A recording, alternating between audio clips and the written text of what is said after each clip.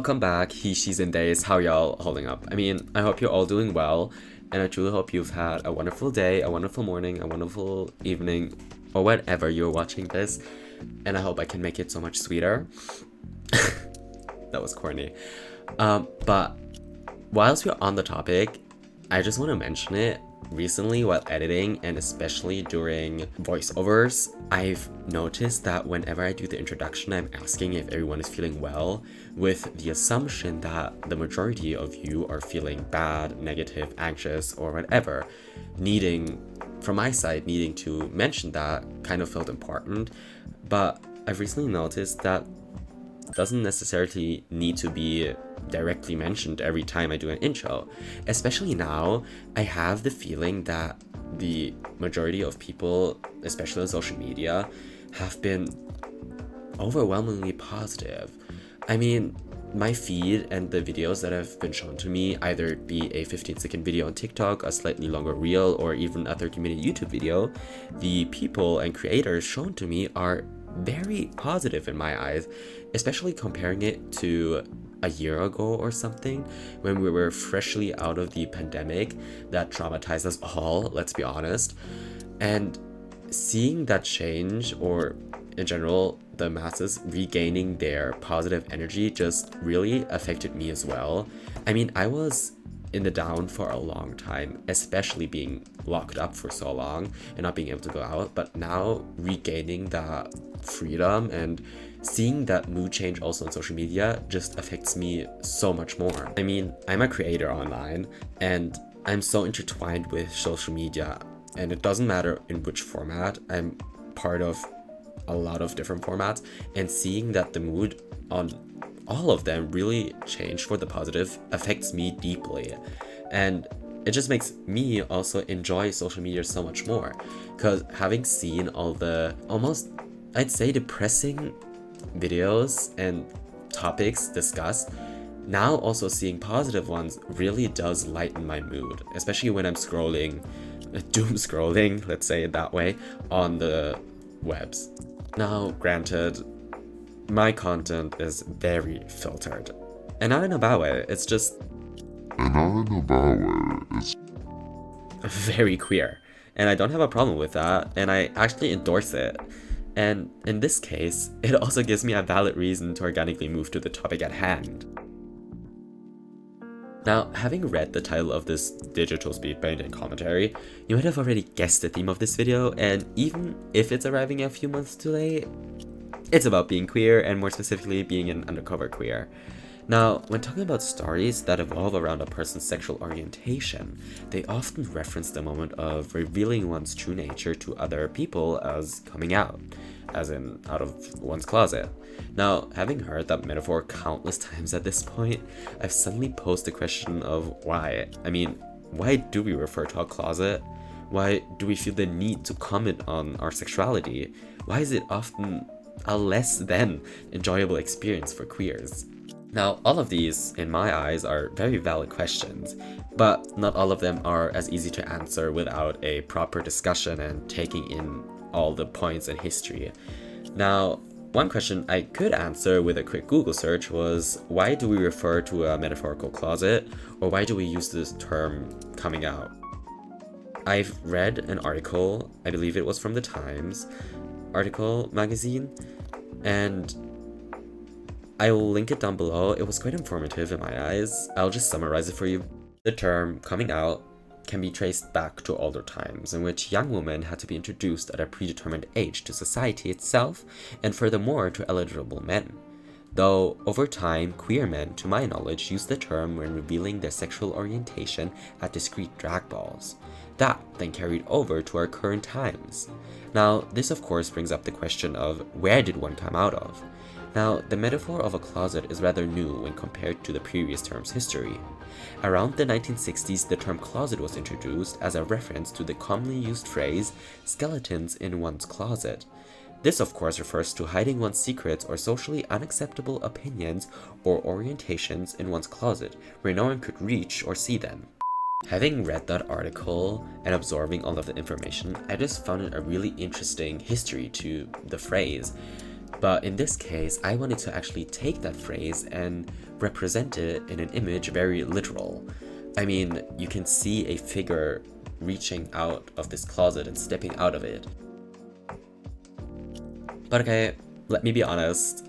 When I was making this concept or sketching the original idea in my sketchbook, it was just a way for me to draw a person with a corset and a white outfit on. But whilst I was creating those sketches, these questions that I've mentioned before seem to just materialize and wiggle their way into the concept itself. Now, over time, I wanted to expand certain ideas, combining multiple new and different symbols into one, and just seeing what I could do with it. Whilst we're still on the topic of the figure itself though, I was unsure on what kind of hair I'd wanted to plant on top of that fabulous bald head. I mean, it's gorgeous. Wanting to also represent an unconventional beauty, I landed on a bleached buzz cut. I mean, nowadays, it's not quite as unconventional as it once was, and it's becoming more frequent and common each and every day. And in all honesty, though, I just wanted to draw a buzz cut due to its simpleness. Now I'm also painting in these leaves that are creeping over and under the edges of the open doors. And going back to the idea of expanding different symbols, I wanted to include the idea of the term blooming of one's happiness and true nature, blooming over the hard and restricting exterior that is this closet. Now these plants went through a lot of change, and you'll see during the whole course of this video, I change and redraw them multiple times before landing on a design and style I was happy with.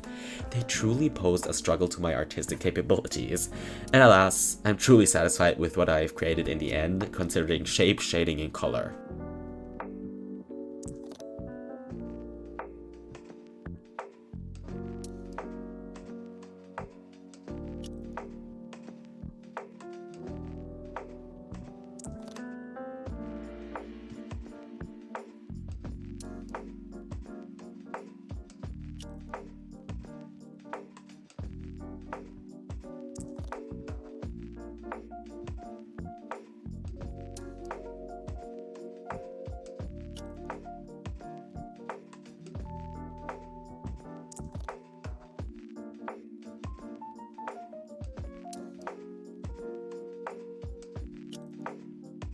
Trying to tie in the green in other areas of the image so it wouldn't feel so out of place, I gave the figure itself these piercing gray eyes, and at first, when the hair wasn't there yet, I felt they were too intense, but after adding the hair, I truly think they fit in and actually tie in the green in the whole image and make them feel more assimilated.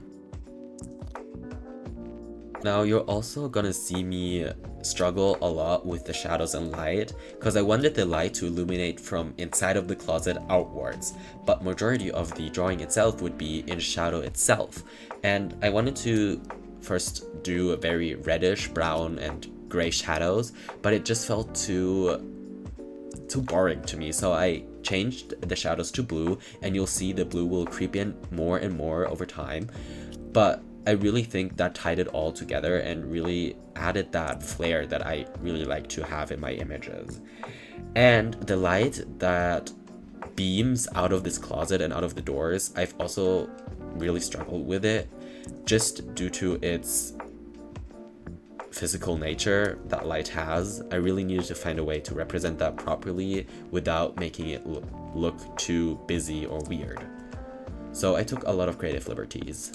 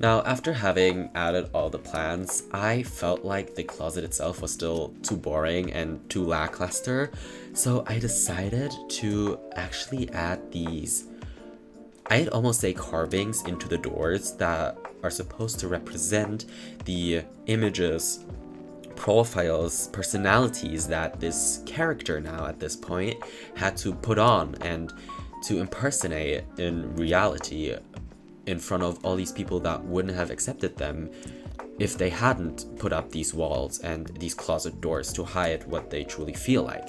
And I just think it was such a nice, subtle way of showing that mask a lot of us put on.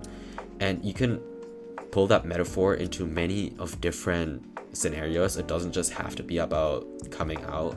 It can be in any case where one doesn't feel like they can truly be themselves, which is sad, but it's so common nowadays that I think it's just something we need to talk about and that needs to be represented. So I did add this to this image.